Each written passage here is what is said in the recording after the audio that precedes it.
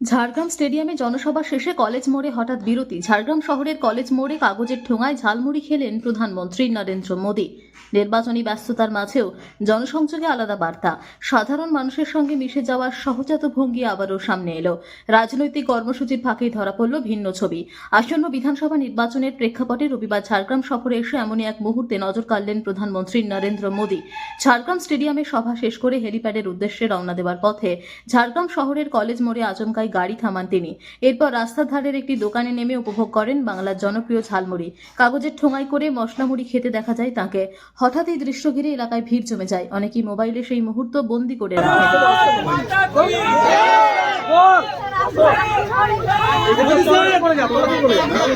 এই বাচ্চাটাকে একটু ছড়িয়ে দিও না, এই বাচ্চাকে ছড়িয়ে না, ছবি আঁকা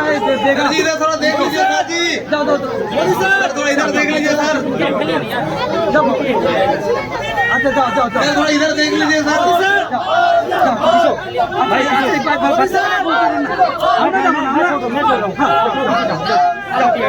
जाओ उनका हाथ पे देना।